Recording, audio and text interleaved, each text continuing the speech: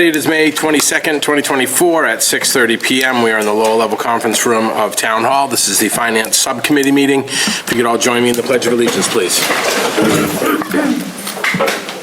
Pledge of allegiance to the flag of the United States of America and to the republic for which it stands, one nation, under God, indivisible, with liberty and justice for all.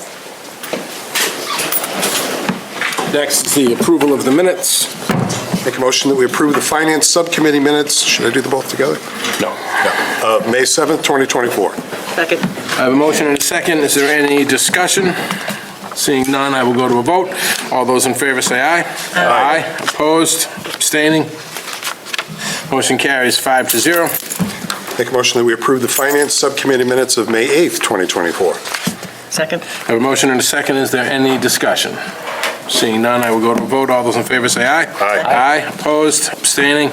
Motion carries 5-0. Finance Subcommittee announcements. Are there any members that would like to make a statement? Seeing none, I will go to resident and community comment. Is there anybody from the community? I chuckle because there isn't. Who would like to speak?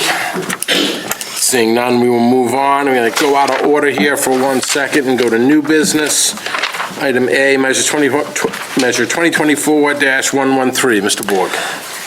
Council Vice President, member of the committee, this is for $34,499.28. This is to repair the TV production van at North TV. This would be coming from retained earnings, the equivalent of retained earnings from the cable ratepayers from both Verizon and Comcast, and this is how it's generated. Mr. Gay is here, and he can tell you more about what's happening, but you have it where it's body repair, lettering. I can tell you that Mr. Gay and I have talked about this on an occasion, and a new van would probably be in excess of $100,000 outfitted with the equipment they need and how they would be able to do it. It's a very low mileage. I mean, it's almost 20 years old, and it has, what's the mileage on it? 16,000. 16,000. So obviously the body on it starting to give way, and we did some research and found a body repair shop. Not many shops do Bondo repair now, so that's, seems to be a lost art form, but there are several that still do, and we were able to find one. But we're asking for you to support this transfer. This is, again, at no cost to the taxpayers here in town. This is, again, funded by the ratepayers that subscribe to both Comcast and Verizon.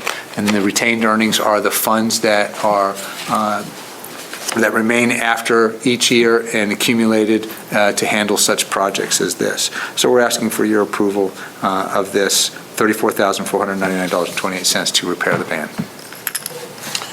Questions? It's certainly cheaper than the $100,000 for a new one. Absolutely. Is this three quotes in here? Can I just say a couple of words? Certainly. First of all, thank you for taking me out of order. This could be a very long meeting, and I appreciate that. Second of all, for people that are watching, it's important to note, and I want to tell you as well, when about a month and a half ago, you approved money for a new server because we were down to single digits on the memory of our current server. It was replaced yesterday. The only problem is, although it has all the bells and whistles that the other did not, it does not match up with our website, something we found out about last week. So we currently do not have live streaming. We currently do not have access to archived programming on our website. So I have instructed our staff moving forward until the website is repaired to put everything that we do on our YouTube page so that people can still see government meetings, sporting events, things like that. We hope to have it fixed within 3 to 4 weeks. It's a hiccup, but it certainly puts us in a better position moving forward. As Mr. Borg said, as regards to the van, if I was half as conservative with my own money as I am the money of the franchise fee cable subscribers, I'd be retired right now because I'm 65, but that's not the case. This measure will save that capital account, we call it a capital account, retained earnings, about $65,000 to $70,000, because in addition to the body work to the van, a new van, as Mr. Borg said, would have to be outfitted with special compartments and so on. It would have just been too expensive. The major cost in this whole measure, however, is the new broadcast PIX unit, which is actually the main computer that runs the entire van. So when we turn on that computer, we can go to camera 1, camera 2, slow motion 1, slow motion 2, etc. The current unit we have is about 7 years old, which in computer terms might as well be 50 years old. Being in the van, even though we drive less than 1,000 miles per year, that vibration and stuff is not good for a computer as well. So my hope is that for the first football game at the Beaupre Field, with our van tied into the new scoreboard, the van will look just as good as the scoreboard and the product that we produce. How much longer do you think you would get out of the van itself with this work? Well, the problem with the van, and the reason this was brought up is we've noticed that after a heavy rainstorm, there's water in the van, and water and computer equipment don't mesh too well. We did our best to take it to a North Attleboro business, but as Mr. Borg said, very few body shops do that type of work anymore. Mr. Morabito is the one who recommended the place that we are taking it to, and they were fantastic. They even said, you have a dent in the back of the bumper, would you like that replaced? And I thought it would be big money, but it was only a few $100s. So we're doing it as cheaply as possible, but at the same time getting quality work done. And obviously your board's in favor of this. Yes. What will your balance be in the capital afterwards? Don't. I can answer that. Oh, you can. Yes. In the Comcast retained earnings, right now we have almost $209,000. So if you subtract the 34, you'll have your answer. And in Verizon, we have a little over $16,000. Yeah, I was going to estimate about $200,000. The good news is that Comcast, once again, thanks to the cable subscribers, is contributing another $37,000 this year, and they will be doing that every year through the end of the contract. The new license with Verizon that the Cable Advisory Committee negotiated has a five-year license with $30,000 per year. So financially, as long as we continue to be conservative, we'll be in good shape. That money may outlast cable access television, which would be a good thing. My next visit here will be sometime probably in August or September. The computers that we work with on a daily basis are about 5, 6, 7 years old. Kevin Daggett, who does editing, has actually brought in his computer from home because it's faster than the computers we have. The good news is that will be surplus equipment, and those computers, they're great Apple iMacs, would be great for either the library or one of the schools, etc. So that will be our next request, just giving you a heads up. Questions? Thank you very much. Thank you. Seeing no questions, I'll take a motion. Make a motion that we send Measure 2024-113, appropriation request for use of FY24 retained earnings from Comcast PEG Access in the amount of $34,499.28 for North TV production van refurbishment to the full council with a positive recommendation. Second. I have a motion and a second. Is there any discussion? Seeing none, I'll go to a vote. All those in favor say aye. Aye. Opposed, abstaining, motion carries 5-0. Thank you. Thanks, Peter. Measure 2024-115, Mr. Borg. Council Vice President, member of the committee, this is a measure that previously was a free cash request.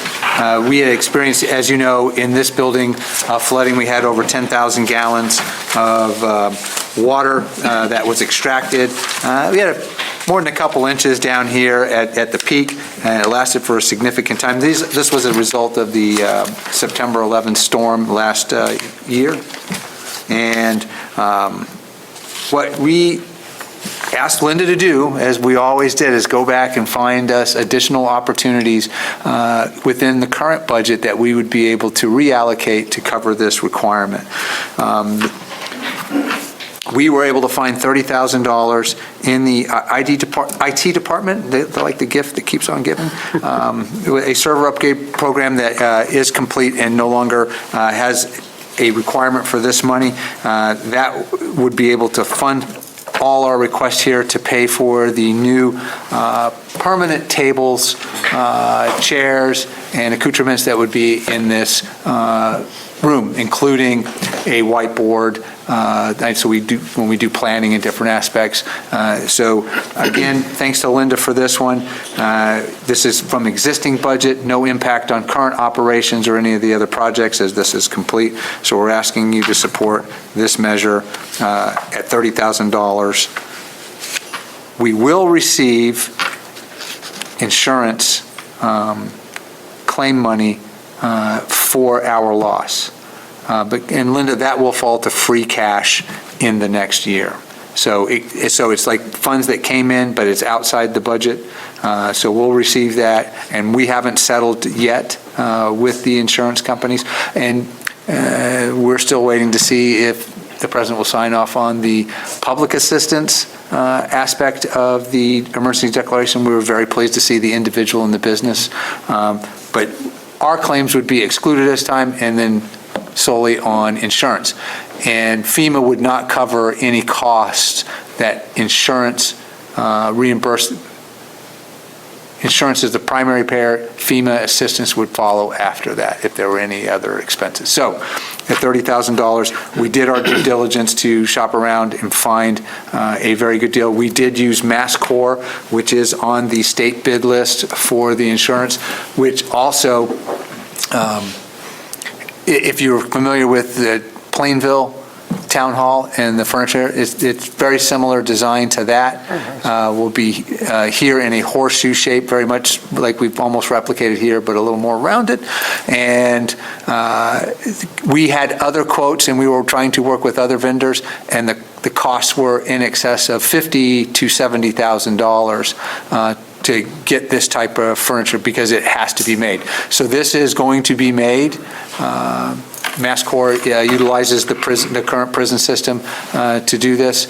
So we are expecting, if this is approved, we would have delivery in August. And we've also asked that the furniture be made where it can be broken down and moved if necessary. So if we, felt that it was impending that this area would flood again, because the likelihood that it will happen, it will flood again. We can disassemble it and put it into a safer place.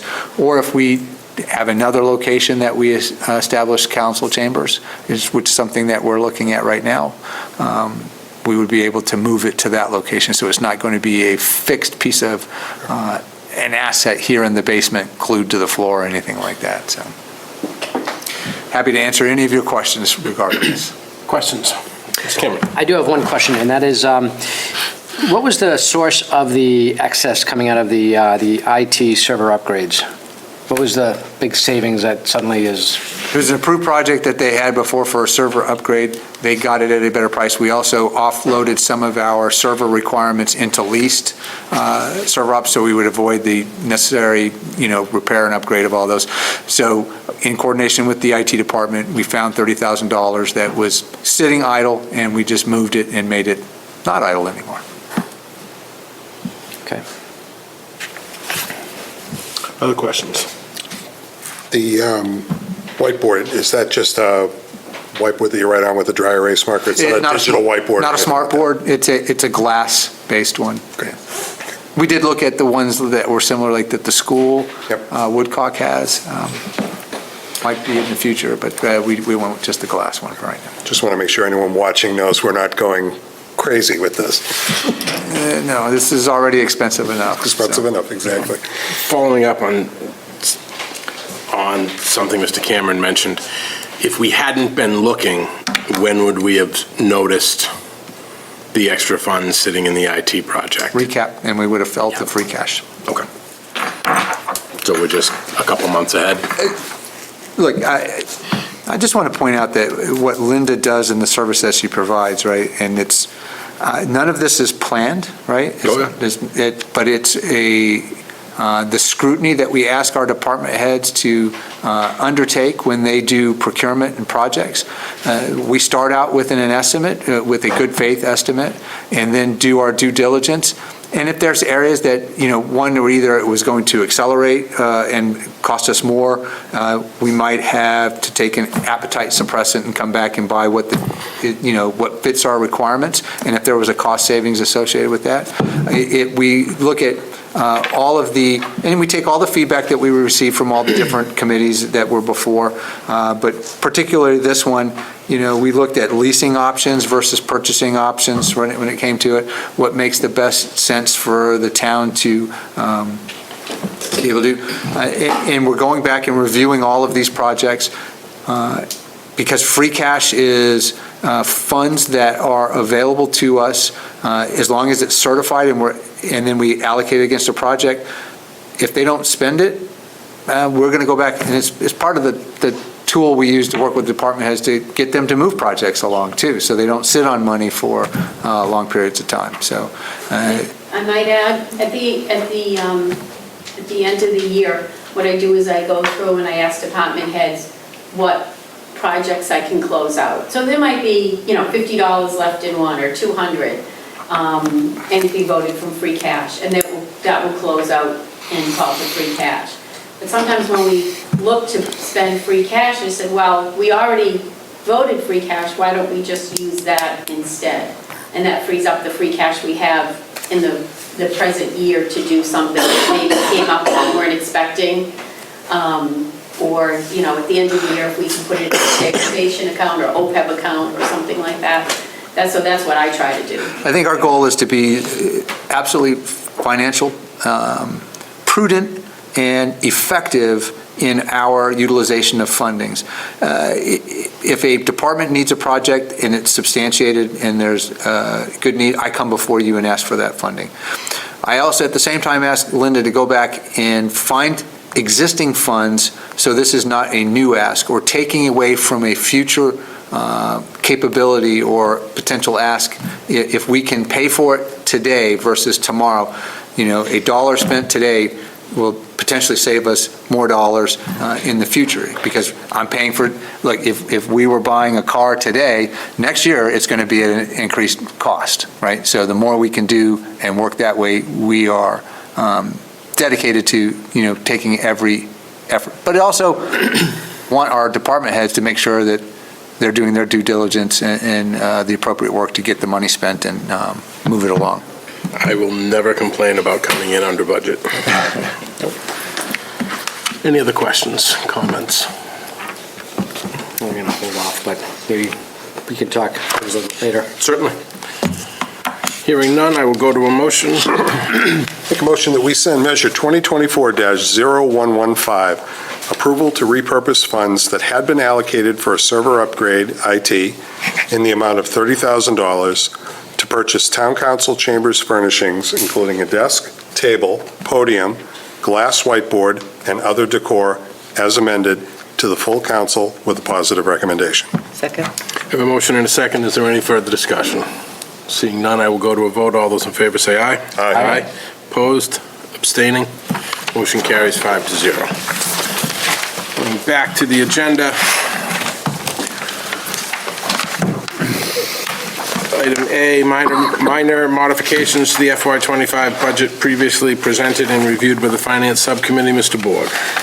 All right, Council Vice President, member of the committee. First thing, you got a couple handouts. I'm going to start with this one first. It's two spreadsheets, and it says USW on the top and AFSCME on the second one. So this is going to tie into what we're asking you not to vote.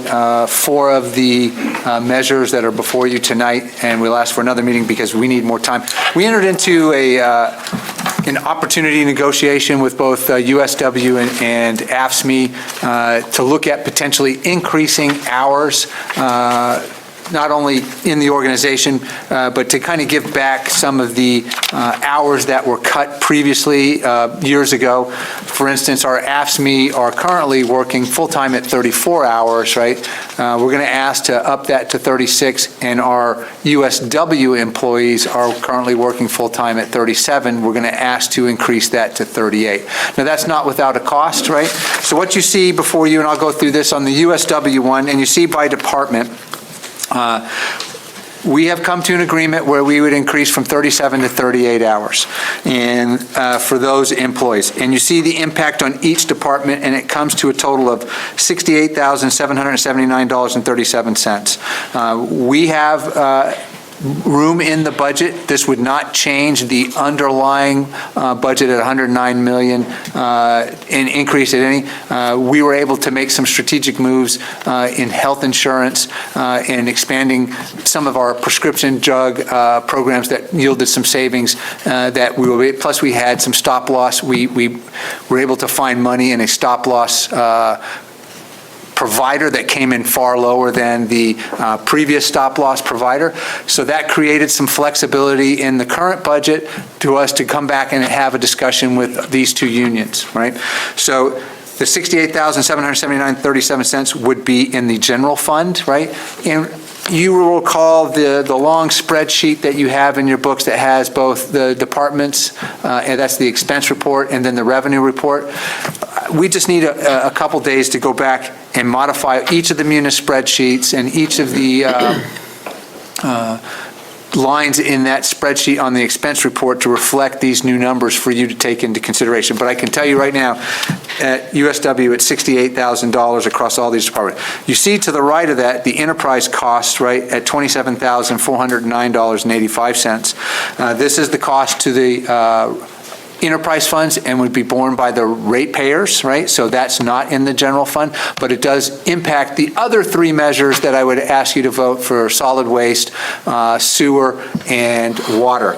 So we're going to ask you to hold on that while we adjust the each of the salary lines in each of these departments and then come back with a modified measure for you to consider. But we're happy to discuss this evening. You'll flip the page, you'll see the AFSCME. Again, AFSCME, just kind of reviewing, this was to go from 34 hours to 36 hours. And you can see the impact on each of the departments in a total of $66,084.72, and then in the enterprise fund, $20,800 even. Again, that would go from 34 to 36 hours that were previously paid by the town, but no longer. Now, the first question I'd like to respond to before you ask it is how are we putting this extra hour and then 2 hours for these employees into a current fixed schedule that we have through our negotiations with them, and we have signed agreements with both of them, AFSCME and USW. We would modify town hall hours and public works to the following schedule.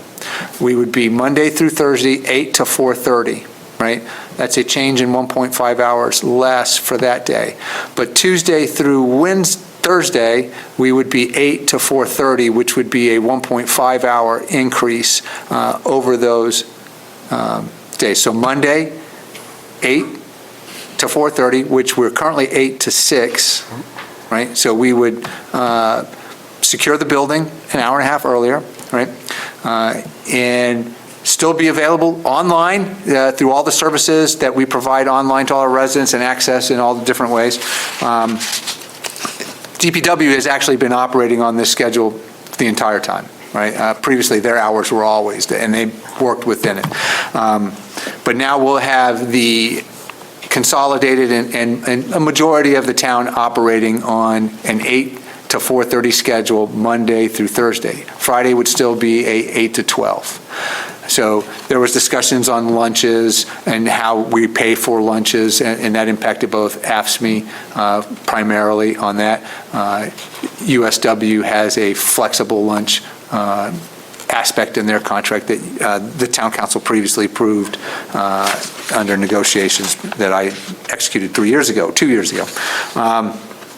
With that, we feel that, this is a way for us to provide an increase to our current employees in their salary, right?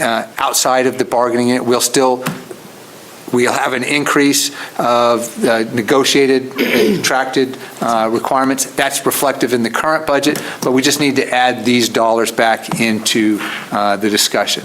So happy to answer any of your questions on what we've negotiated, what we've talked, and where we see this falling and the impact on the budget, which is no increase in the overall budget of $109 million. We found cost savings because of recent work in the health group on our stop loss, and we were able to capitalize this and put it back into employees.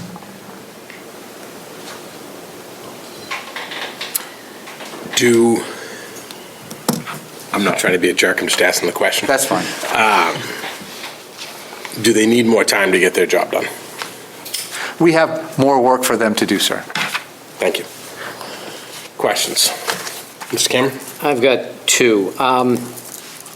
What's driving the need to stay open longer? Is it a community, town function? Or is it an internal function that we need to be a little more sensitive to the people working for the town? I'm just wondering, how does the town benefit from this? So two aspects, I think, that the town benefits from this. One, standardized hours across. I mean, we've had a couple of years where we've operated on a late night. We incur additional facility costs to keep the building open longer.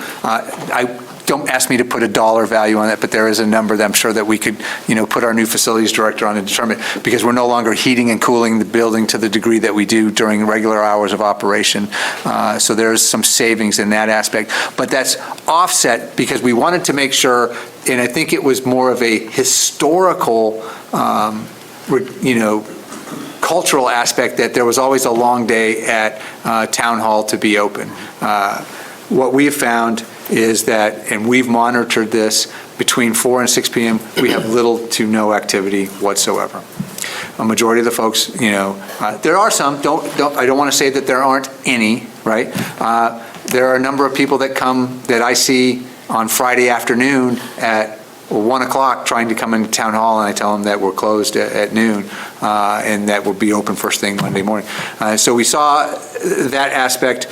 We also saw the pressures from the current inflation and where we are paying our employees at, and we were looking for additional opportunities to increase the compensation for our employees prior to next negotiations. We have another year left on our current contract. This was an opportunity, right? This was something that the employees were previously paid for, right? And when the town, as I understand it, because it was before my time, had financial hardships, decided that one of the ways that they would resolve this was by cutting hours, right? And that is cutting service. But overall, it really balances out to the same amount of time open during the day, because we took 1.5 hours away on Monday and then spread it across Tuesday, Wednesday, Thursday to have the same amount of time open to the public at the facility itself. So we saw it balancing out in that way. So I hope that answers your question. It does, but it actually leads to another question. Sure. That is, the notion and the premise of technology and advancements is always to make things smaller, better, faster, cheaper. And with the movement through COVID was everything was online, and that seems to have worked a little bit of magic into the community where you're getting a lot more services done online without the need to go into the office. So it seems to run contrary to, or the ask to increase hours runs contrary to how the public is really consuming now. They're really doing it online. They're really doing. I know that the next generation doesn't want to see anybody, much less drive down here. They don't even want to talk to you on the phone. They want to Exactly. So I just want to make sure that this is done with a notion of transparency, that it may not necessarily be to meet the unmet demands that are out there for the community, but more of the internal demands of the town folks to ensure that we preserve, and I want to be sensitive that we're preserving those people, but it's not under the guise of, we just need to keep open because historically we've always done that. And well, if we look at the future, it almost looks like people are going to go to less time actually being open because nobody wants to be here. So that's number one, just again, focusing on the transparency. But the other one is, how is this going to impact the indirect costs? You alluded to a couple of them, the heat, the cleaning, but what about the pension? What about the other ancillary costs that may be a factor of the $68,000 here per year that goes up? So it's not just a one time, it's maybe a 1.2 times that cost. So this is, looking at the compounding aspect of anybody's pension, right? This would be a bump in that, right? Yeah. But it also, it fulfills an internal demand that was created by the change of hours previously, where you had a lack of supervision. Under the previous contract, the USW employees departed from their assigned place of work at 5 p.m. on Monday, where the AFSCME, the clerical support, right, the folks standing at the window and engaging with our residents, they were left without that department head in their department.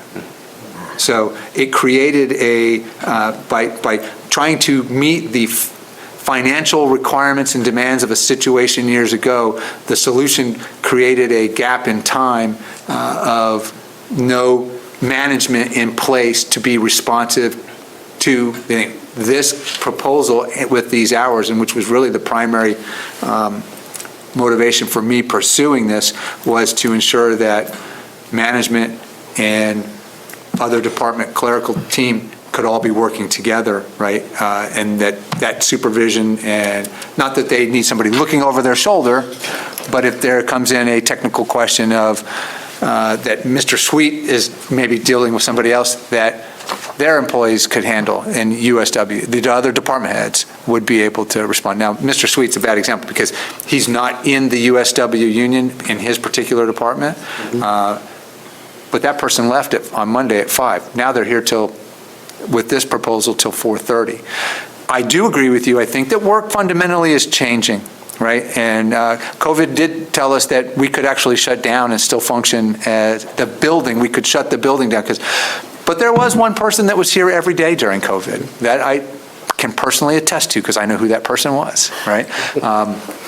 And at the end of the day, we are walking away with some aspects. This, I believe, is right-sizing the hours of operation to the needs of the public, also to the needs of the organization to be effective and efficient, as well as providing an incentive for those other impacts that we want to provide our employees with a little more compensation. It does have an impact on future retirement. We saw that, but it also provides us an ability to go into the next set of negotiations in a very good position.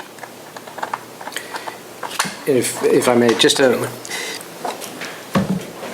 so is the approach to do this on a equal basis across all departments without looking at, to that point, the demand of it? So that, and how do I put this delicately, but if there are certain departments that typically do not have much activity beyond 3 o'clock, which I'm sure there's some that have a lot and some that have not as much, was that taken into account for this increase? No, and for the following reason. Will that, and so with a follow-up to that, will that create some internal inequity or confusion? No. So a municipal organization as complex as it is, with a number of variety of factors, I have police and firemen that work a different schedule. Yes.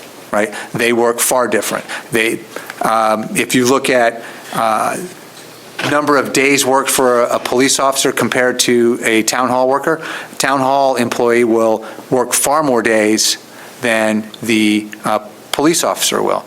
but the police officer may in fact work more hours than the town. The firefighters, through their contract, right, because we provide that protection, they work a 24 on, 48 off model, right? Or even more, depending on, and how many, they could work different aspects. The town library has different hours, and it's open on the weekend where town hall is not, right?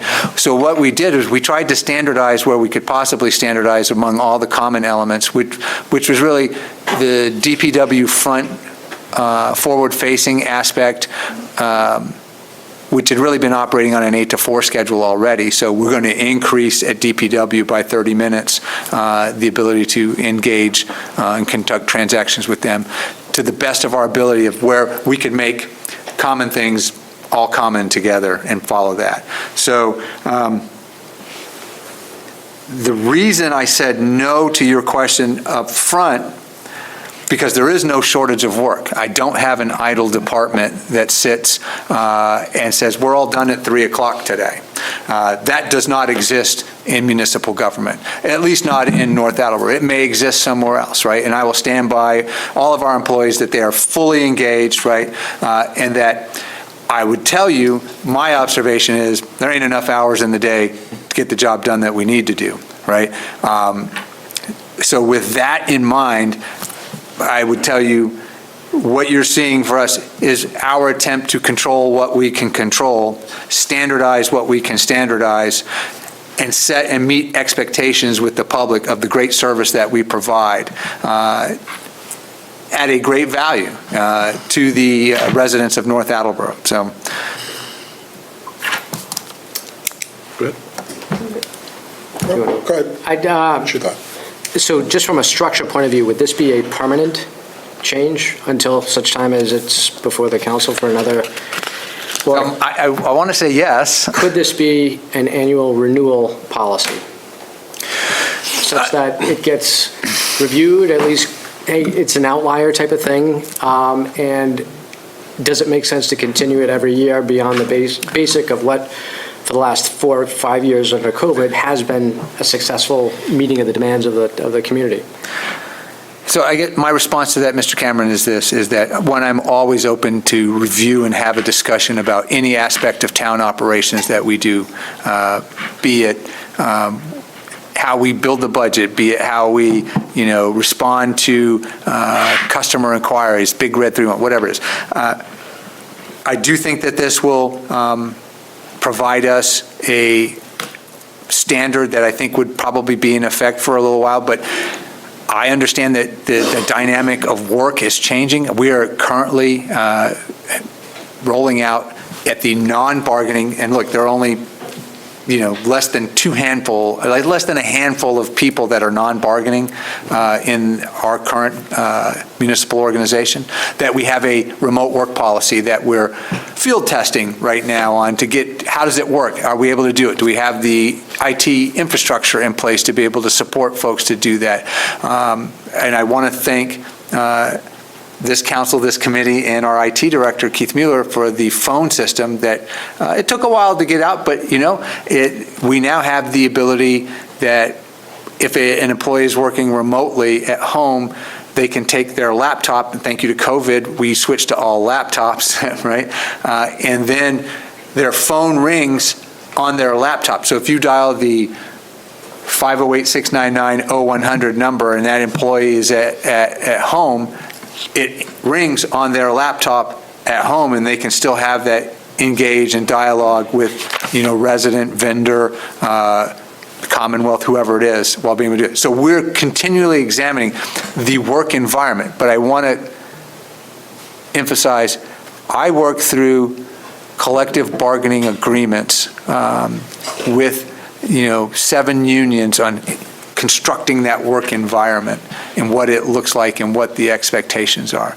I have some initiatives that I think would be appropriate, but that's all subject to negotiations and agreement between both parties, and then approved by the town council when that negotiation is complete. Following up on your last comment, that you have to negotiate everything. Before I ask this question, I am in support of this. Are we giving something away without getting something in return? I make it a point. Which isn't how I want to deal with people who work for the town, but There are no tit for tat, and it's not a quid pro quo for each of the negotiations, but there are several aspects of agreements that we seek and desire to get support for. It could be, classifications of positions. It could be particular things about job descriptions. So there's always give and take on every, and this is not a full contract, this is just a memorandum of agreement, right? So I don't need to bring it before the council. But again, you're funding the outcome of this through the budget. But I would tell you that we consistently negotiate from a position of there are aspects of things that we desire to see in the contract against what they desire to see in the contract. And we come to a meeting of the minds and both of us walk away. Everybody has signed this one. Councilor Donovan and then Mr. Sweet, you had your hand No, up. let Mr. Sweet go first.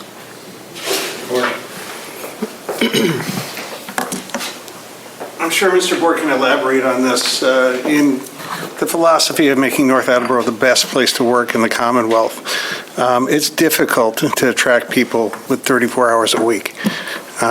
Just the salary offerings of municipal employees is lower than the private sector at any rate. Just trying to hire, and I'm trying to hire somebody now. 34 hours a week is just, it's difficult to compete on price, and the number of hours. We used to be, back in 2010, before the budget cuts, upwards of 40 hours a week in town hall. So 34 hours and 37 hours, I believe, is for the USW folks. But it's difficult to attract the talent pool that we need. So. Councilor Donovan? So one thing, I have a couple of questions, but one thing I just want to quickly address is something Mr. Cameron brought up, was the idea of residents dealing with the town more online rather than coming in person. I actually have I think, unique perspective of the other people here, because my job is basically like that. The company I work for, I provide support to our sales force. Worldwide, we have about 1,700 people, and everything that they do is done online. I do the actual work that they're requesting. So even though they are interfacing online, not with me personally, they still need me to do the job. So even though our residents are not coming into town hall anymore, they still need town hall staff to do the work. At some point, things get automated. Now, I've been with my company 17 years. A lot of it is automated. Things I used to do with spreadsheets, I now don't do with spreadsheets. Just like the idea that the internet was going to create a paperless society, and we all laugh at that, the idea that technology is going to take people out, it really doesn't. It changes the jobs, but you still need people to do the job. So not to rebut what you were saying, because it's a valid point, but you still need a body here to do that work, even if the person isn't coming in to deal with the person face to face anymore. The two questions I do have, though, Mike, one is the difference in hours between the USW and asks me. How is that? How does that work logistically? Wouldn't that still leave you with the situation where somebody is leaving an hour earlier than somebody else, or half an hour earlier than somebody else? No, the simple answer, it's how each of those units bargained for lunch. Oh, okay. So. Thank you. That makes perfect sense. Department heads are in the USW, so a lot of our leadership and management are there. They have a more flexible, right, so it's included, and they get to take it but the AFSCME has a dedicated 30-minute block for which so that's how that causes the difference in the 2 hours. That makes perfect sense. The second question I had was about the hours, the opening hours per day. something you mentioned earlier is that you still see people coming in on Fridays at 1 o'clock trying to get in. Was there any thought, and again, I know this is negotiation, so I think I probably know the answer to this, but I'm going to ask it anyway. Was any consideration given to being open Monday through Thursday, 8 to 4, Fridays, 8 to 2? So we looked at that aspect, and we were never going to get an agreement from the unions to close at 2 on a Friday. That would have been my answer too, so if I were in that universe. Look, I had to ask the question. I would ask you to understand what one of my primary aspects for asking for this and being a supporter of, one, to put more money into our employees' pockets, right? But two, to address that management leadership gap that I saw, right? Where you had folks that were leaving well before other employees and other folks were here. I felt that it was very important that we wanted to have our leadership and management team in place when all of our employees were here, right?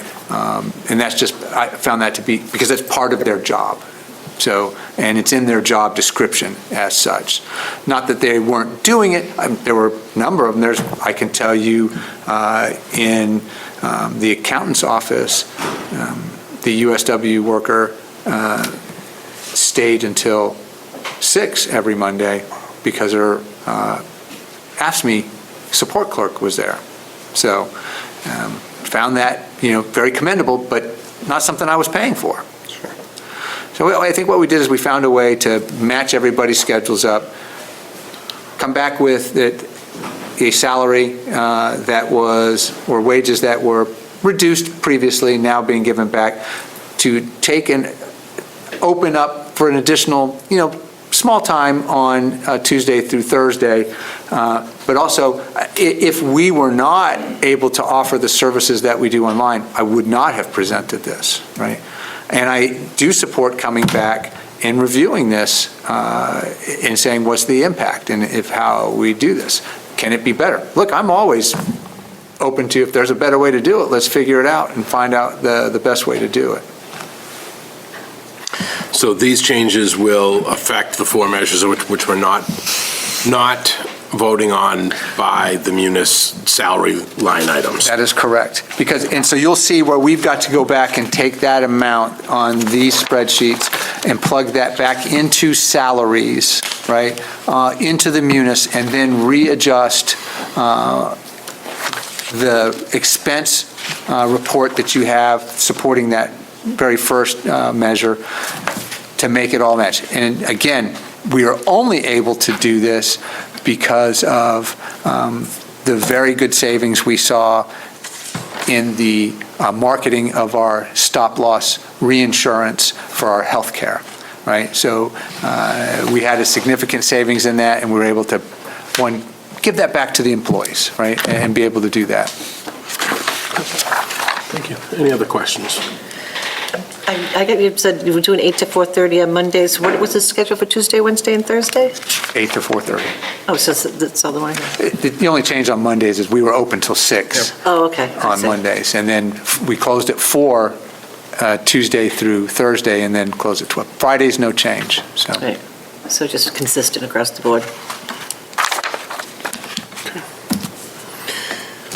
Seeing nothing else, you're not asking for a vote tonight? No vote, because it's postponed. So that's the, 93, 94? it'll be measure 90, 94, 95, and 96 that I'm going to ask you not to vote this evening, right? And then we'll go through that.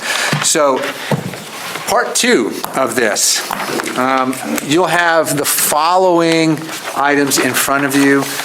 The previous slides that we've shown for animal control, right? So you have that. And then you'll have what we call a wage and salary sheet. So I want to thank Mr. Morabito for all the hard work, filling in and working with animal control since the departure of our previous ACO.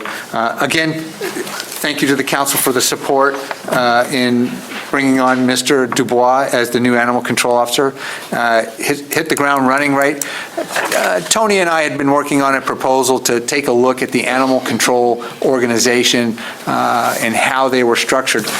You'll see, I'll just go right to this first slide here. We had, based when the previous ACO was here, a salary of $213,570 for the department. That needed to be modified based on the new hire, so that's one thing that we're going to adjust automatically. But what we did was we looked at the organization, and you can go to the org chart, and you'll see that you have an animal control officer, right, an office clerk, 2 kennel keepers, and then we had actually 3 part-time kennel keepers, right? They're animal control assistants. So what we're trying to do is create an organization that meets the needs of the community and is responsive. What we'd like to do and put in front of you this evening for your consideration with no vote, right? Because we'll ask you once we put this together with the sheets and all the other wages and come back to you at the next meeting, is we'd like to get rid of the 3 part-time kennel keeper assistants and create that as a full-time position. So that's trading essentially 3 16-hour regular part-time employees, right? And to be fair, those are not benefited positions, right? For 1 37-hour kennel keeper, right? What we found is the best, well, part of our ACO duties is to respond in the evening to calls that warrant the animal control officer to go out. What we see doing now is, within the job descriptions for kennel keeper, they would share in those duties, right? So the ACO isn't the only person on call 7 days a week at all times. Mr. Dubois is, I think, very good, but we'd burn him out in probably at the first, year and a half. So if part of this reorganization strategy here is eliminating those part-times, remember we have, a number of volunteers that come to the animal shelter and help out, so but we'd save that and reinvest into a 3rd kennel keeper. And this is another organization that does not follow the same standardized hours that I was talking about before, but would benefit from the additional hours and this creation of this new position. So if you'll go to this sheet that I have in front of you, you'll see that the cost to do this is an additional $36,142.26, right? Part of that increase is absorbed by the hours, because we did calculate this that if you approve this addition, right, we had to modify the hours and account for that dollars here. So a good portion of that's about $5,000, almost $6,000, because we got to add in the 3rd person there, the 3rd kennel keeper, if that's accurate. Because you'll see that animal control is at $4,819 on this sheet, what we saw the increase, but that's less the 3rd kennel keeper, which we would have to add in. With that, talking to Drew down at Animal Control, he believes that we would be able to have a staggered schedule, have an on-call system where they would be responsive for those calls that we do respond to, and not just the animal control officer, right? The overall increase in salary for the department head was about $10,000, right, for where we brought him on compared to the previous ACO.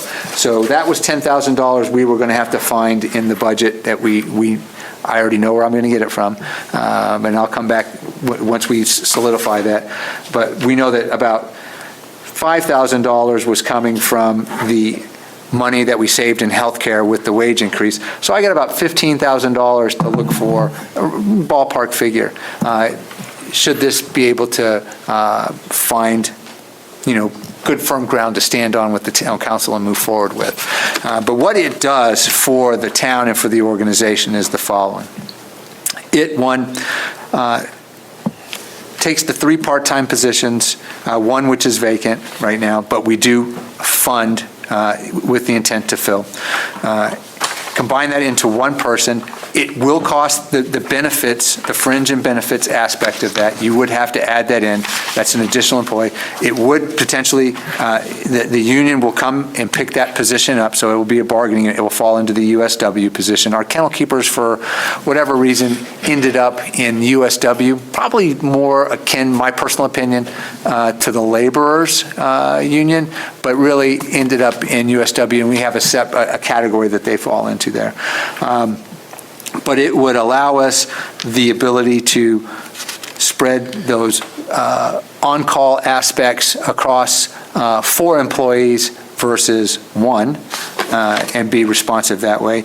And Tony and I have gone back and looked at what calls we're going out for and what services we really, so we looked at, and established a standard of what we would be doing as far as the animal control and the kennel keepers, and limiting where those, if it was, there's a bat in my house, right, we're going to refer you to a pest service. That's, I'm not going to have to pay overtime for something that, is clearly going to be your responsibility. And that's just an example of where that, but if there is an injured animal in the roadway and a threat to traffic, we're probably going to go out if it's still alive. If it's deceased, we're probably going to say, if it can wait till morning, that's when we'll probably do it, when it's safer for everybody. We'll work with the police department and fire on making sure that that's not a hazard. So we've kind of gone through this process of understanding where we want our animal control officers to be engaged and responding when it's appropriate.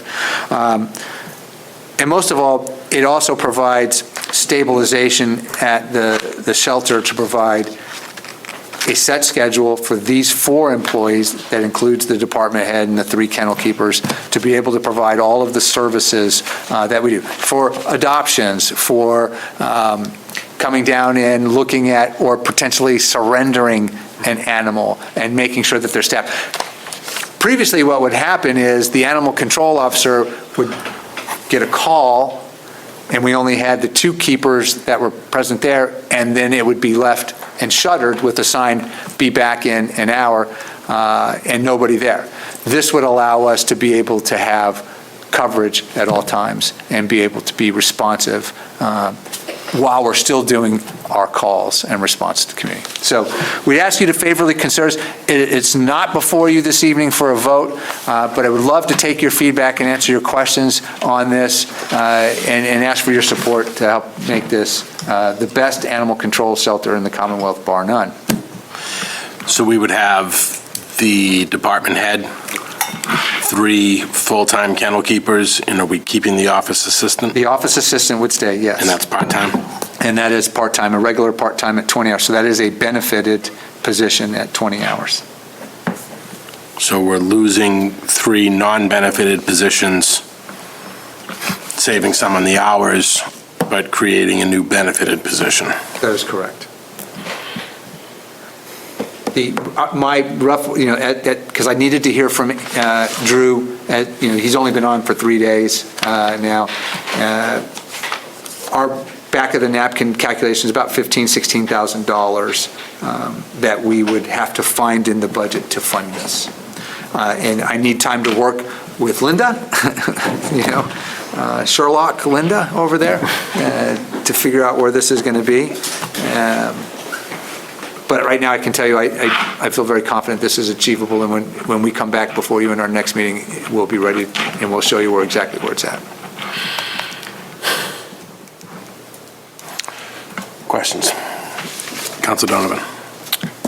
So currently, Mike, when the only person who's on call is the animal control officer, correct? Okay. The animal control officer goes on vacation. Call comes in after hours. How is that handled now? Now? Now. It would be internally. If under this, or is it now? Currently. So No. let's assume you don't make this change. We would ask Attleboro or another community to provide ACO support that we would have to pay for. Okay. So there's a savings then, and that's an offset.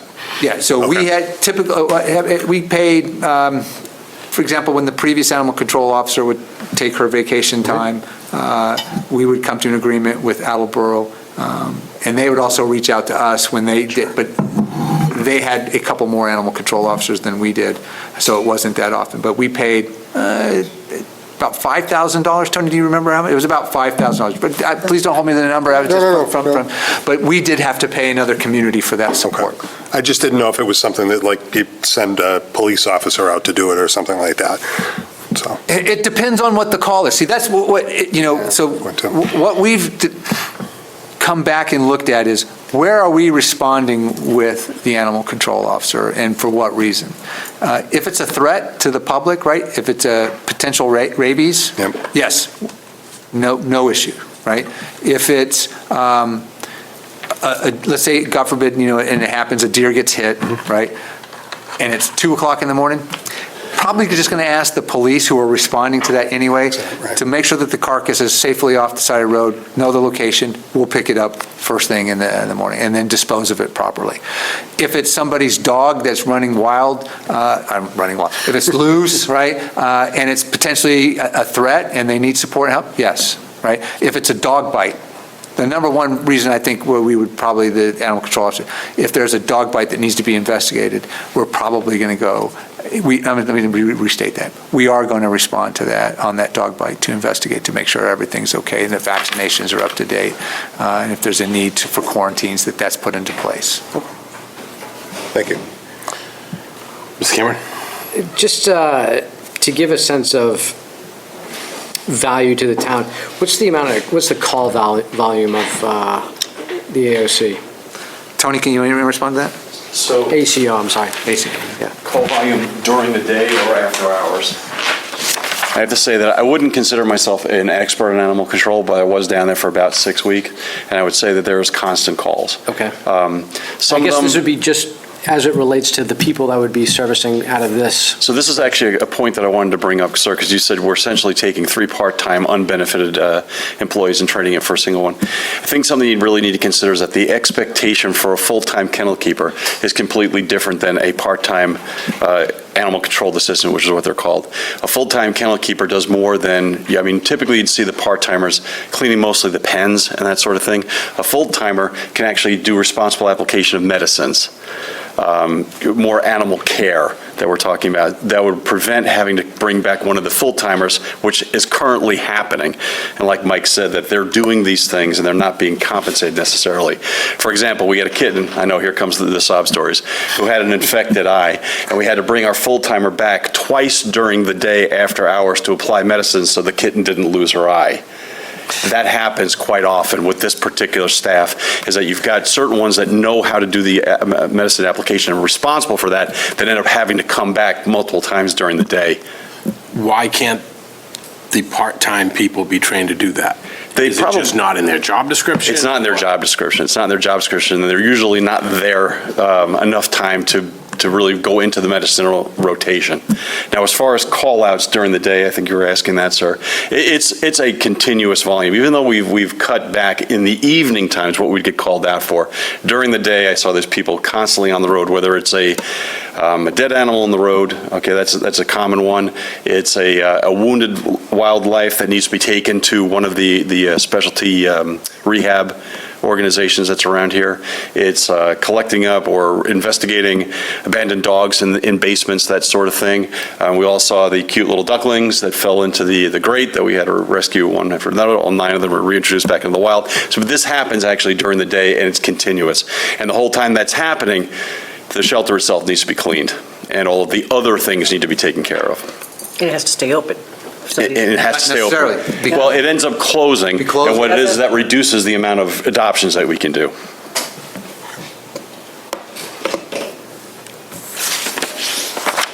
Thank you. Thank you.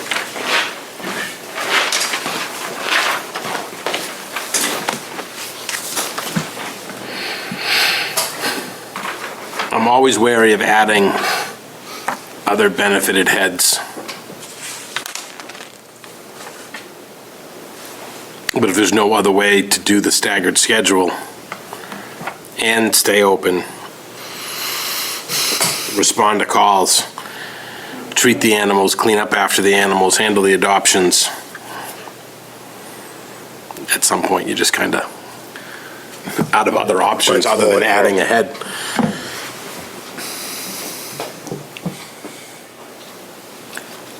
Other questions? Mr. I'm Cameron? just going to make a comment. Yeah, there's, for any service that you choose to engage in, there is a fixed cost to maintaining just a base level, which, is that here? Is it one more, one less? I don't know. Because again, I don't have a feel for the volume of which I'm sure we'd have a different perspective if we actually had to deal with that. And I imagine you get calls all over the time on a bird gets hit, where somebody might not necessarily think that rises to the level of somebody coming down, but other people do. So I guess it's a sense of, if we're committed to do that as a community, we've got to at least have the fixed basis of providing a base level of care and service. So there is one last thing I'd like to add, and again, I do not consider myself an expert in this, but I did spend a little bit of time down there to kind of peek under the covers of how things done. There's also a difference between doing the job and doing the job correctly. Yes. And I think that in order to do the job correctly, the animal shelter here in North Attleboro needs to be staffed correctly, and I don't believe that it is necessarily staffed correctly at this time. And I would add, just on a dollar-for-dollar comparison, if you take the three 16-hour employees, right, that came to roughly $40,000 in salary for the year. The part-time, the kennel keeper that would be added is at $45,000. So very close, about a $5,000 delta. Without the benefits, there is a cost of the benefits, right? And I don't want to overlook that, because that's a part of all of our calculations. But that, that's part of this. I think that what we're asking for is helping us make this organization be able to do what it was intended to do. One last question. Certainly. Is there any revenue generated by the shelter that offsets any of this? Yes. There are a number of donations. They have a revolving account. Do you have their balance tonight, Linda? I do not. Oh, my gosh. I know. We stumped her. We stumped her. Stumped. They have fines. It's unacceptable. Dogs, Okay. they have fines. And there's a fee to adopt an animal too, I think, isn't there? So, Licenses. we're actually looking at, Licenses go to the town clerk. so what we're going to do is, because I owe you the Munis spreadsheet, right? The new org chart that you would have to consider. We're looking at all the different options of how we potentially could do it. But I want to emphasize things, much like World War II pool, right? I believe it's my basic obligation to fund the department to if we're counting on different funding sources that aren't as reliable or have a finite, period that they're going to be in place, like a grant would, then I take that, it's only a temporary option. Another great example is the funding that the senior center receives for each one of our senior citizens, and that's going up. I don't account for that. I tell them to use that all for programming. Take that and make, the senior center better, right?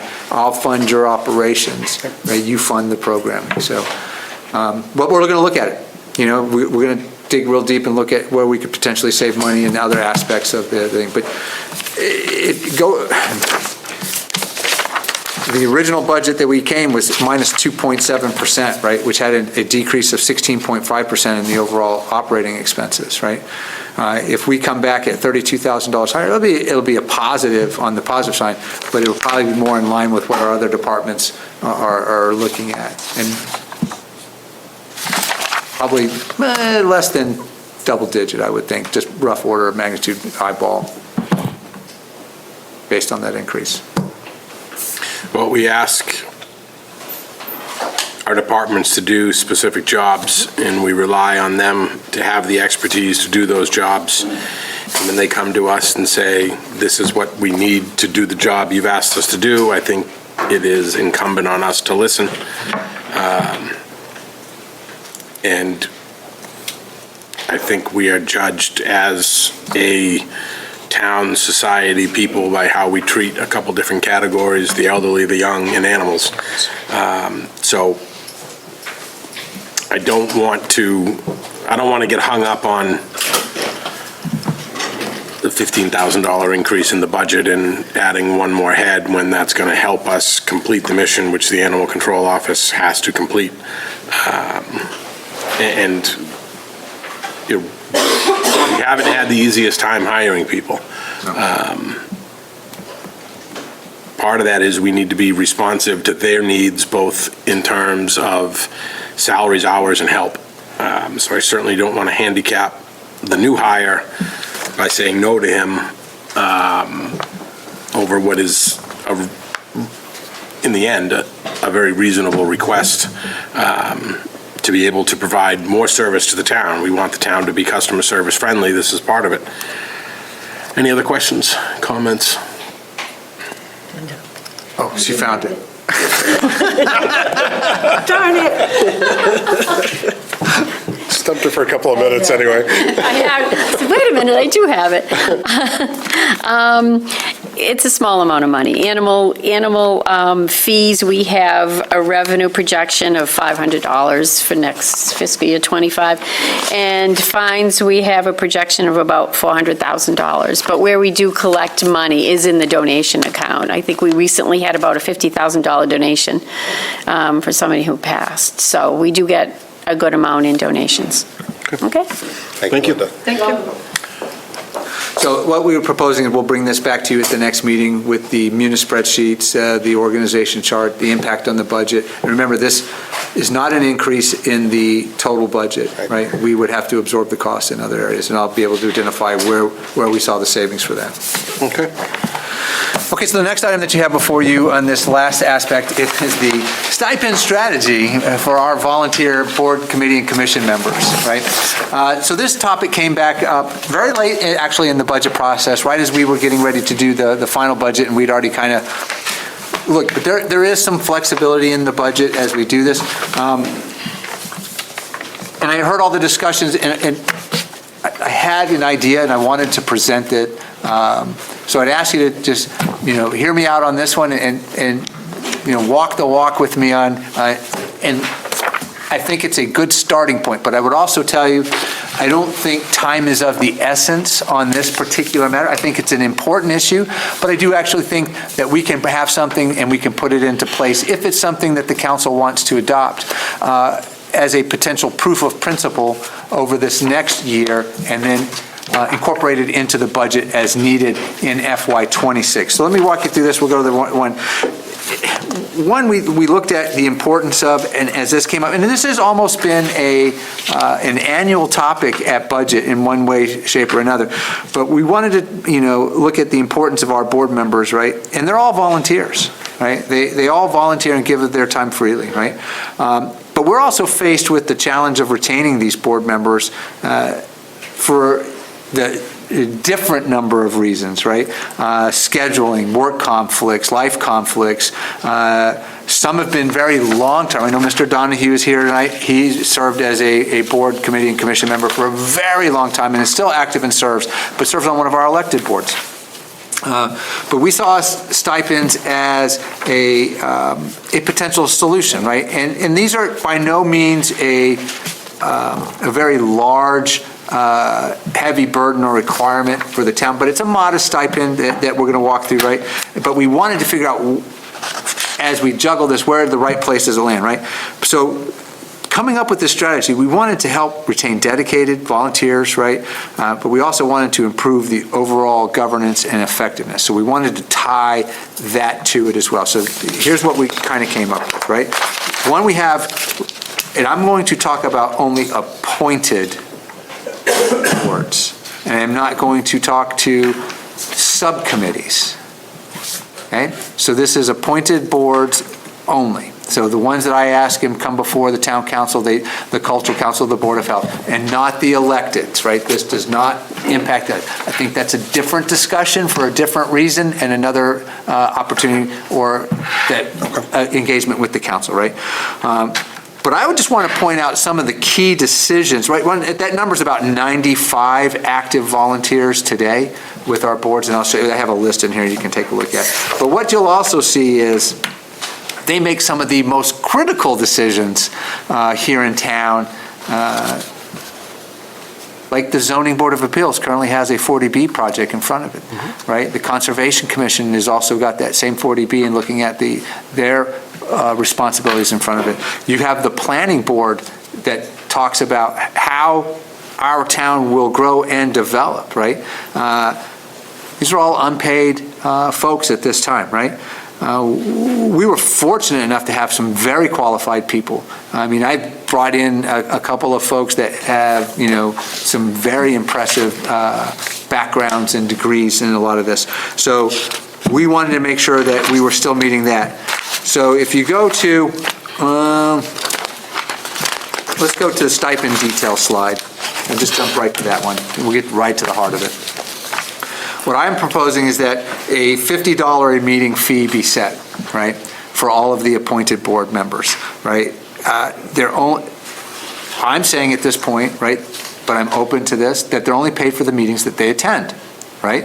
And that we cap the compensation based on the predicted number of meetings that board would have in a regular year. For example, Board of Health meets bi-monthly, so that would be 24 meetings in a year, right?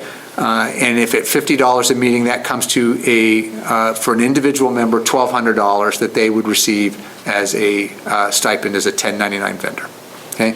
So at 3 current members, that would be a total of $3,600 for the Board of Health for 1 year. We would pay that in July for all the previous meetings of the year, right?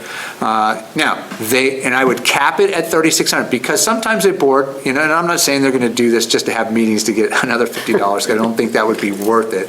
But they have a lot of business they have a lot of, business that sometimes it takes a lot longer and they may have to schedule other meetings. But they also may have to cancel meetings if they don't get a quorum or if there is illness. So the program would be capped at that $3,600, right? The option that we have in discussing this is to say, okay, maybe we don't tie it to attendance and we say, but we'll use the $50 base mark and that 24 meetings basis and say, it's $1,200 for a Board of Health member, right, for that board, right? And Planning Board would also be $1,200 because they meet monthly as well. So, I'll get to the grand total here in a second, and I'll break it all out, and I've got a chart I'll throw up on the slides here.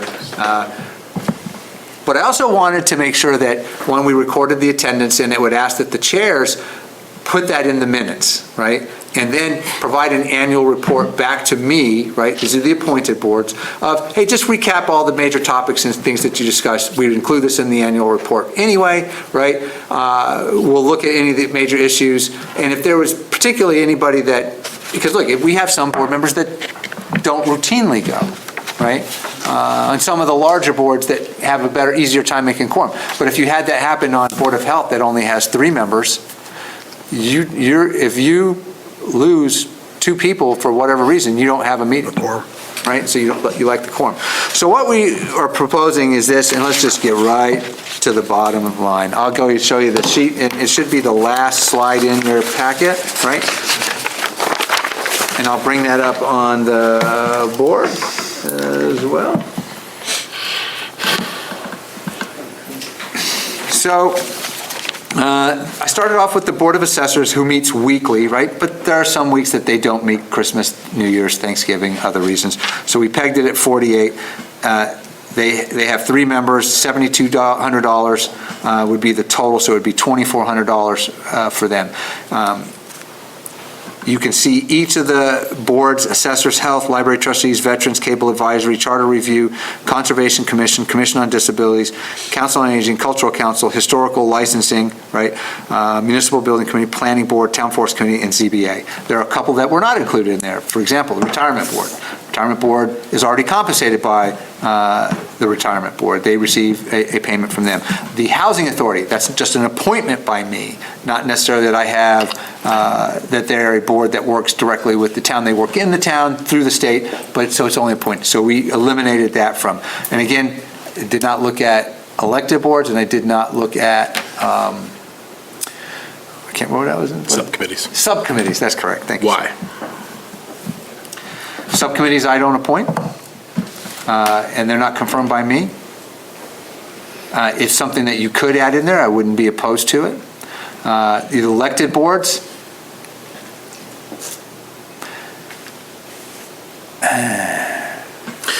So one of the arguments about stipends is that there are people who don't run for the elected positions because they don't have the ability to donate their time.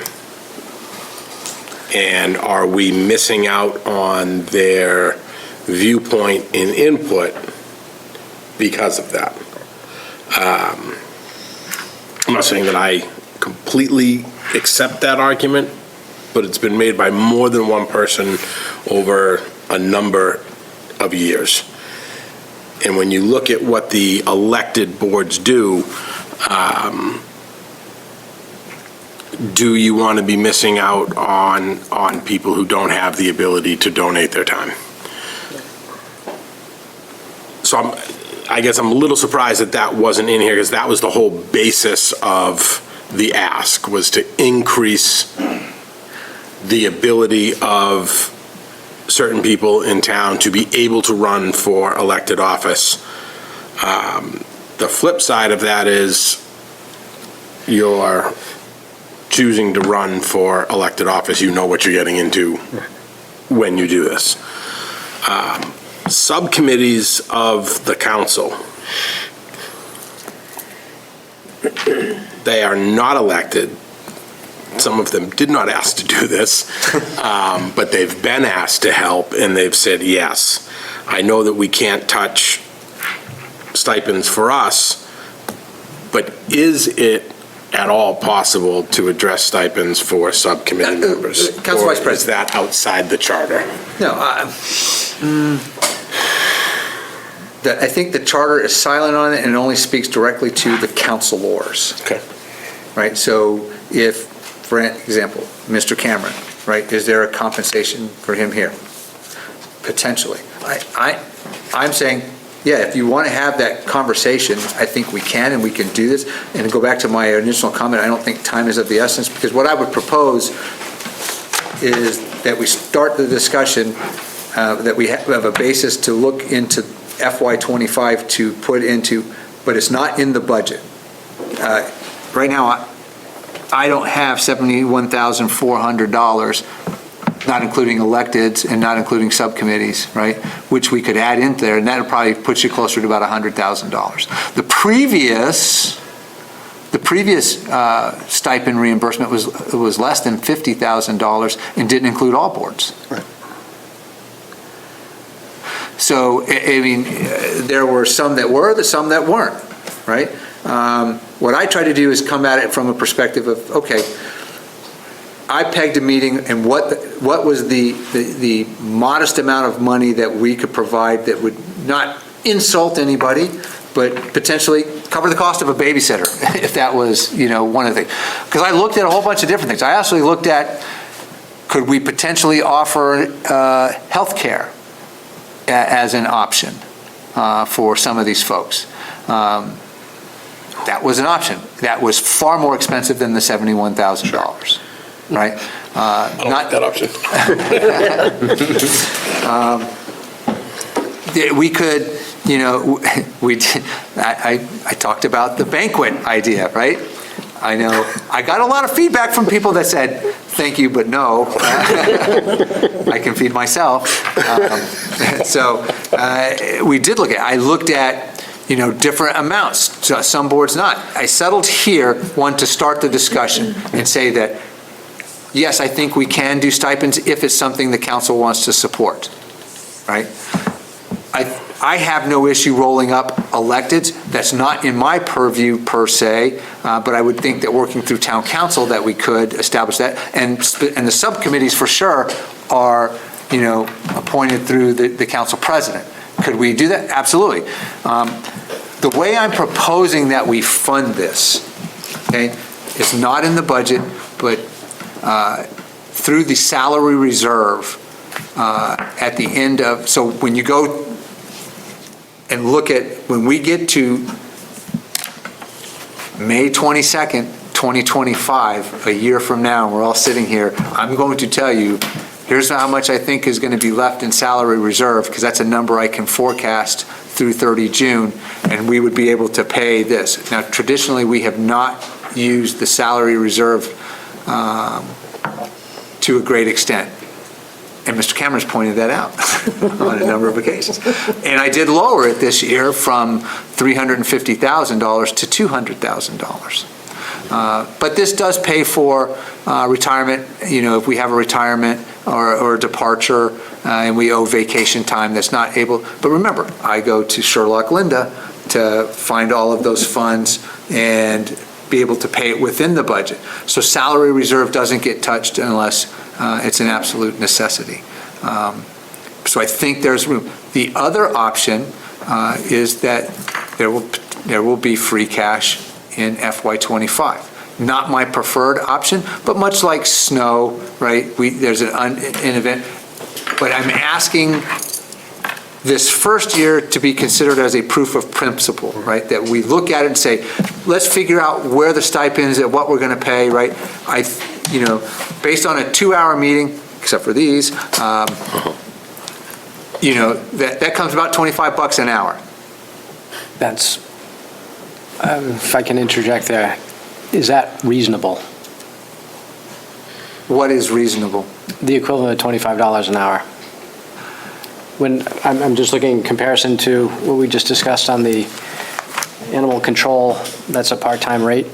And is that what we want to say to the value that these people provide? Because they are doing the town's business. They are, by law, needed to be there to make you able to do your job.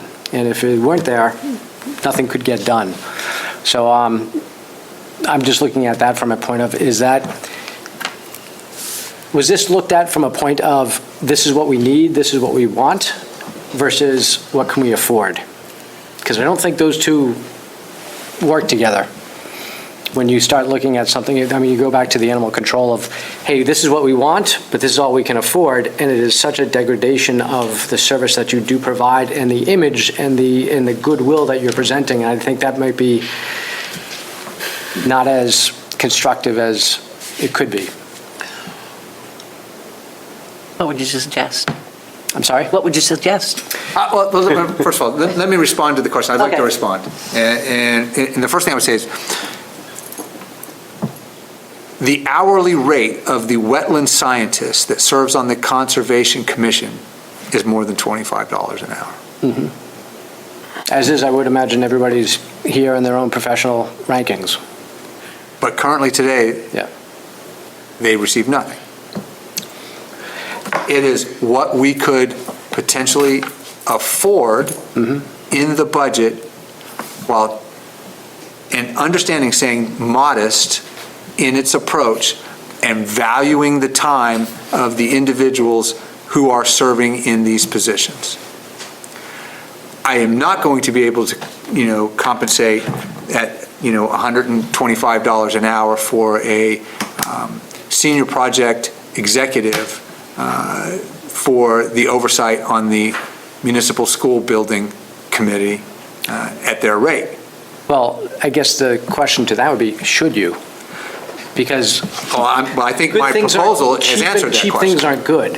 And I'm a firm believer in that, and particularly when you go value-based and discount-based, you get those exact results. And sometimes that's not the best interest of the community. And so I don't want to point this in one direction or not. I just want it to be taken into consideration that first define what you need to establish and what you want to have brought from this program, and that is, a qualified and an excited board and somebody and a bunch of townspeople that are willing to work for you, and then see how you can reward them as best you can, without, I hate to say, stampeding to a number. And that's from a finance guy. I can't believe I'm saying that, but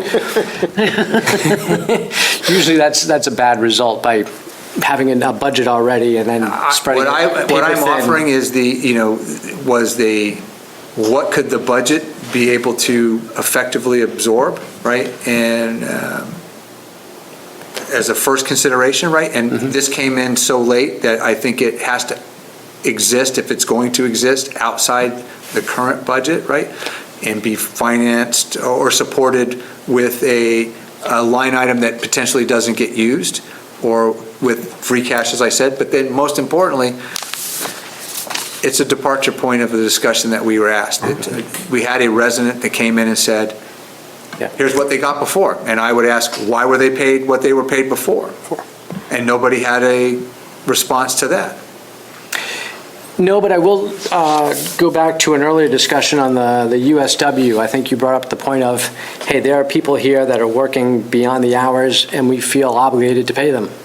So there's a value received by the town, and you feel obligated to pay them. And now, I just want to make sure that feeling and that obligation is consistent with the board members, because you can't. They are not employees. And I think that's where I would draw the line. You're talking about an employee. USW is an employee that is engaged to do work with us in town, and we have a contractual obligation. Understood. I don't have a contract with the volunteers. So this is on a volunteer basis. They are not employees of the town. I think this is a great starting point, and I think, like you said, a great way to begin the discussion. There's a lot of things I like about your proposal, Mike. I like the idea that attendance is a factor. I think that should be a factor. I'm intrigued about the idea of the salary reserve, because in a way that, thinking in corporate terms, that's sort of the way profit sharing or bonuses work, bonus pools at the end of the year. If the town's doing well and we have a good bit of money in the salary reserve, then they get compensated. If we happen to have a situation where that wasn't the case, that year you don't get it. So I'm intrigued by that idea, and I kind of like that idea. Where this has always gotten tricky with me, even going back to the old system before, and where I always struggle with this, is the idea of being fair to everyone who volunteers and showing them some sort of appreciation, but then also recognizing the fact that all boards are not created equal.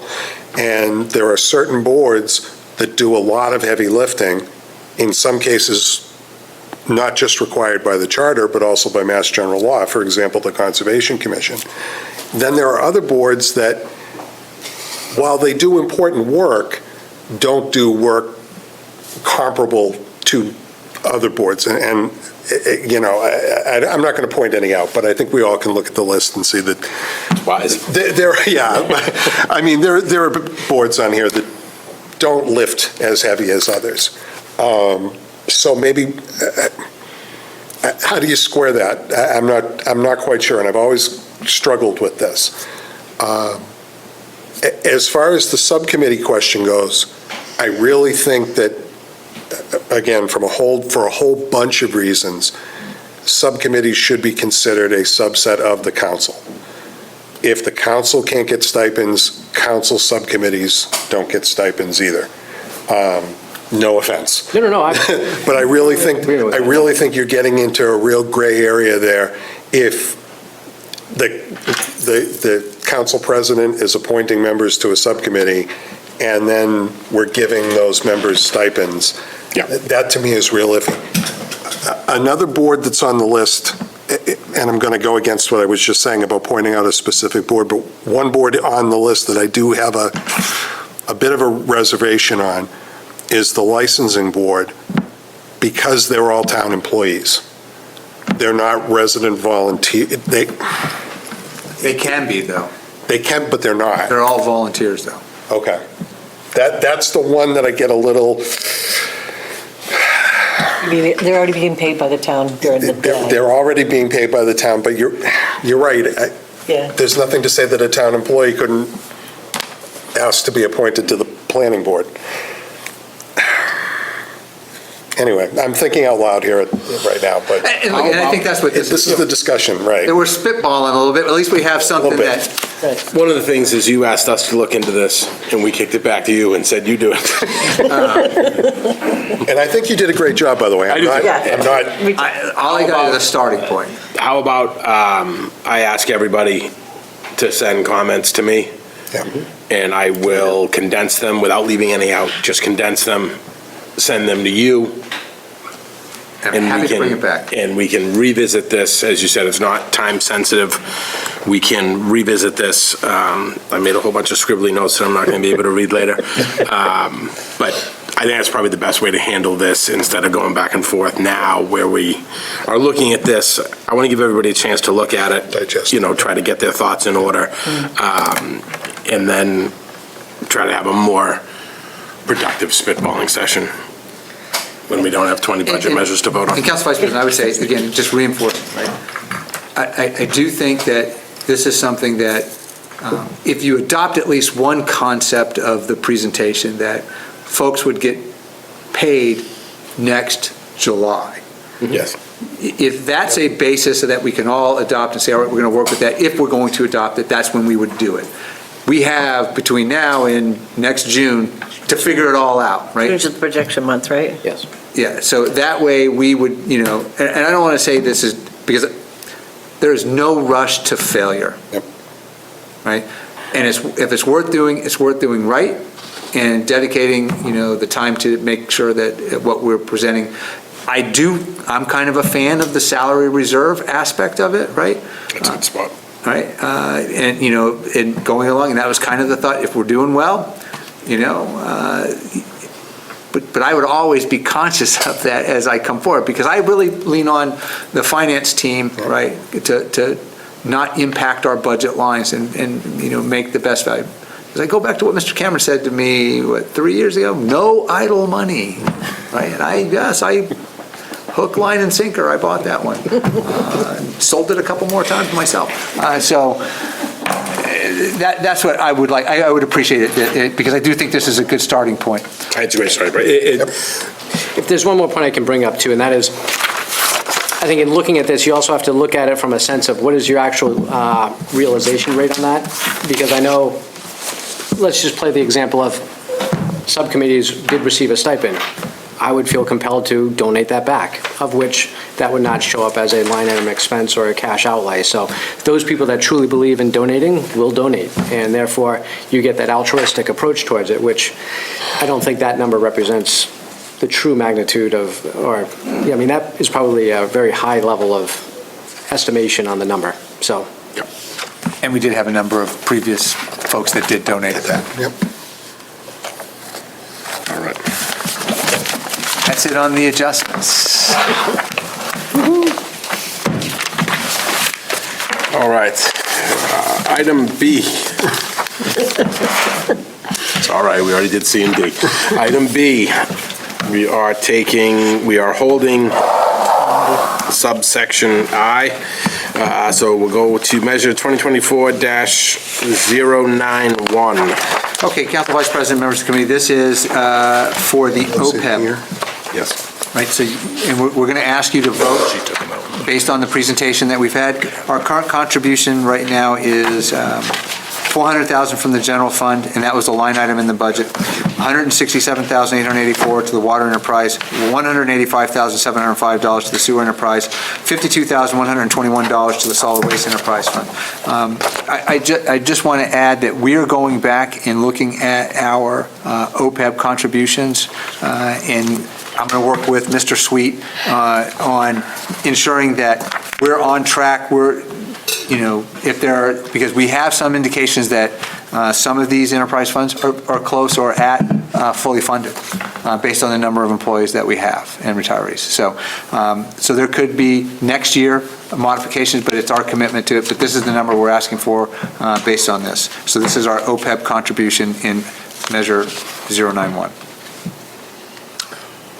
So I'd like to start by taking measures first and then seeing if there's any discussion before we vote.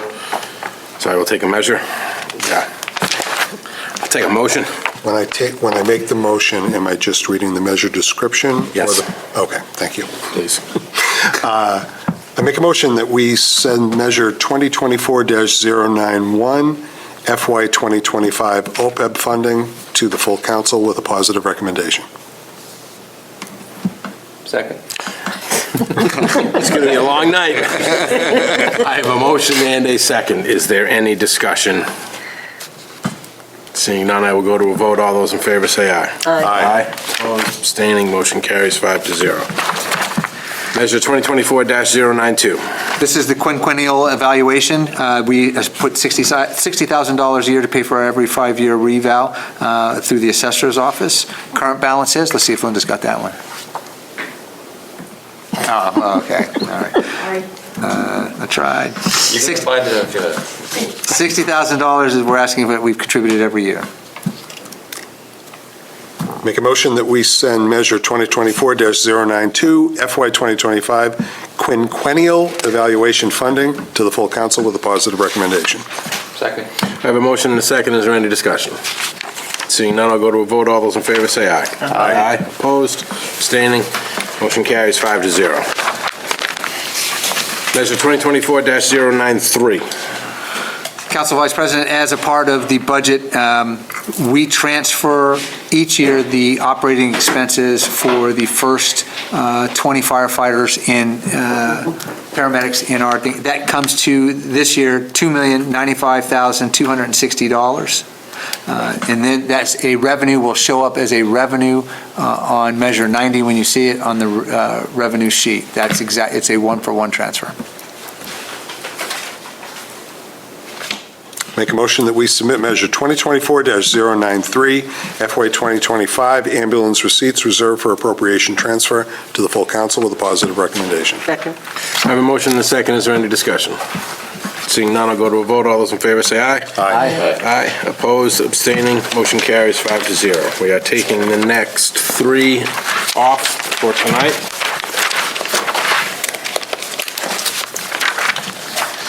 We'll go to Measure 2024-097. This is the enterprise fund equivalent. This is the Comcast PEG access fund. Again, this is ratepayer funded. This is the funding that comes from all the cable subscribers. You'll see it on your bill, cable access fee. This is in the amount of $315,000 for FY25. Make a motion that we send Measure 2024-097, FY 2025 Comcast PEG Access Enterprise Fund Annual Appropriation to the full council with a positive recommendation. Second. I have a motion and a second. Is there any discussion? Seeing none, I will go to a vote. All those in favor say aye. Aye. Opposed, abstaining, motion carries 5-0. Measure 2024-098. 098 is the Verizon PEG access account, again, similar to the Comcast. This is the other one. We're estimating this one at $201,000. We're budgeting $201,000 transfer for this year. Make a motion that we send Measure 2024-98, FY 2025 Verizon PEG Access Enterprise Fund Annual Appropriation to the full council with a positive recommendation. I have a motion and a second. Is there any discussion? Seeing none, I will go to a vote. All those in favor say aye. Aye. Opposed, abstaining, motion carries 5-0. Measure 2024-099. So as a part of the budget, this is the first capital improvement.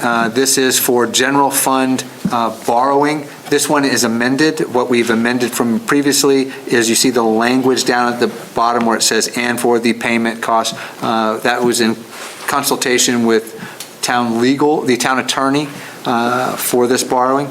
You have 3 projects for highway, and then 2 for highway and 1 for schools in the amount of $2,950,000.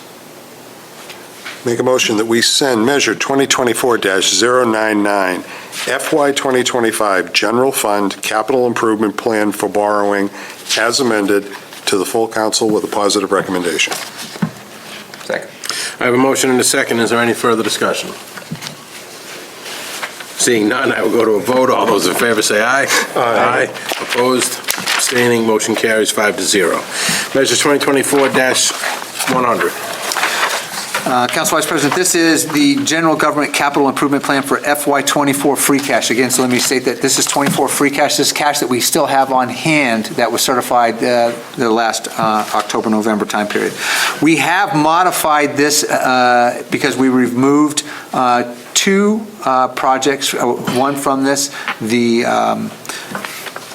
$200,000 for paving, parking lot paving, right?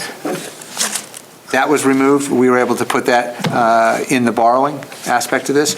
And we reduced the police department cruiser replacement because we found available cash from previous articles. So this went from 140,000 to 80,000. So it was a reduction of, then the other project was was it the electronic filing? I do believe that's what it was. Let me verify. Look on here. It was electronic document filing project for DPW admin. We were able to find the cash for that and in another area, so we've removed it from the free cash. So we reduced this from $1,045,000 originally submitted to you to $755,000. Excellent. I make a motion that we send Measure 2024-100, General Government Capital Improvement Plan, FY 2024 free cash, as amended, to the full council with a positive recommendation. Second. I have a motion and a second. Is there any discussion? Seeing none, I will go to a vote. All those in favor say aye. Aye. Opposed, abstaining, motion carries 5-0. Measure 2024-101. This is the third capital improvement project because it's a different funding source. This is from the ambulance receipt reserve. This is for the stair chair replacement in the cost of $10,000. Make a motion that we send Measure 2024-101, FY 25 capital improvement projects, ambulance receipt reserve account, to the full council with a positive recommendation. Second. I have a motion and a second. Is there any discussion? Seeing none, I'll go to a vote. All those in favor say aye. Aye. Opposed, abstaining, motion carries 5-0. Measure 2024-102. This is the fourth capital improvement for the Project Fire Alarm revolving account. This is going to come with a caveat that I'm going to ask you to do later in the revolving account approvals. You may recall when we increased the fire alarm revolving account about a year ago to $80,000 because the revolving account capped it. So we're asking for $68,000 that has a balance of, Linda? $134,691.98. And 98 cents. So this is for a vehicle, again, $68,000 we're asking for this measure. Make a motion that we send Measure 2024-102, FY 25 capital improvement project, fire alarm revolving account, to the full council with a positive recommendation. I have a motion and a second. Is there any further discussion? Seeing none, I will go to a vote. All those in favor say aye. Aye. Opposed, abstaining, motion carries 5-0. Measure 2024-103. This is for capital improvement for the solid waste using retained earnings. Again, retained earnings are sufficient to support this $85,000. This is amended because we've changed the language to help prevent an accounting action so we can spend the money as soon as you vote this out of the town council because it's existing funding. If we voted as 25 capital and 25, the accountant would have to transfer the money to the account and then transfer it back after we go into the new year. So we added the following language. These items will be procured in FY 24 retained earnings balance upon approval of the town council's vote. Make a motion that we send Measure 2024-103, FY 24 Solid Waste Enterprise Fund utilization of retained earnings for CIP as amended, to the full council with positive recommendation. Second. I have a motion and a second. Is there any further discussion? Seeing none, I will go to a vote. All those in favor say aye. Aye. Opposed, abstaining, motion carries 5-0. Measure 2024-104. Council Vice President, this is the water enterprise capital projects for borrowing. So not retained earnings, but for borrowing. Total of $725,000 for these two projects. We did, and why it's amended is we added the language at the bottom where it starts "and for the payment" and ends with "carry out the projects."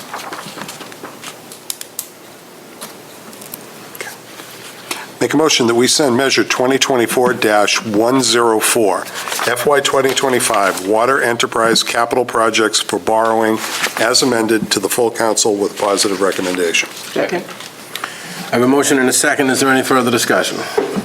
Seeing none, I will go to a vote. All those in favor say aye. Aye. Opposed, abstaining, motion carries 5-0. Measure 2024-105. Council Vice President, this is the sewer enterprise capital projects for borrowing. The total ask is for $2,645,000 for the 3 projects. The amended aspect is, again, the language from town attorney, where it starts "and for the payment." And one other minor correction, with conversations with Mr. Hollowell, for the grit screw, an elevator, it went up, the price is $2.3 million. It was originally 2.2, and that's been adjusted. So the spreadsheet has 2.2, but the latest update is 2.3, but this is for borrowing, so no impact on the current general fund or enterprise fund. Make a motion that we send Measure 2024-105, FY 2025 Sewer Enterprise Capital Projects for borrowing as amended to the full council with a positive recommendation. Second. I have a motion and a second. Is there any further discussion? Seeing none, I'll go to a vote. All those in favor say aye. Aye. Opposed, abstaining, motion carries 5-0. Measure 2024-106. So, Council Vice President, this is the annual revolving accounts, and I talked about this one earlier. You'll see the first one there is, and this is amended for the fire alarm fund. It was previously $50,000. We did get the one-time ask to go to $80,000 to cover the cost of the upgrades that were approved. So we brought it back down to 50. However, if we left it at 50, we would only be able to spend $50,000 towards the purchase of that $68,000 vehicle, and we'd be $18,000 short. Had a conversation with Chief Coleman today. $7,000. He rarely uses this fund, only on these capital items. So $75,000 is we're asking from the increase. That's an increase of $25,000 from what the original request was on the measure. This allows for the purchase of that vehicle in the capital project and leaves a balance of $7,000 for the rest of the year for the fire department. Make a motion that we send Measure 2024-106, FY 2025 Revolving Accounts Annual Authorization as amended to the full council with a positive recommendation. Second. I have a motion and a second. Is there any discussion? Seeing none, I will go to a vote. All those in favor say aye. Aye. Opposed, abstaining, motion carries 5-0. Measure 2024-107. Council Vice President, through the assessor and her input to us and the Board of Assessors, we added and adopted our standard ones to the maximum amount that we have. I believe it was 22E or 37A in this measure that we added this year to expand and maximize all veterans exemptions. So that's what this includes, no amendment, but just a reminder that we added to it this year.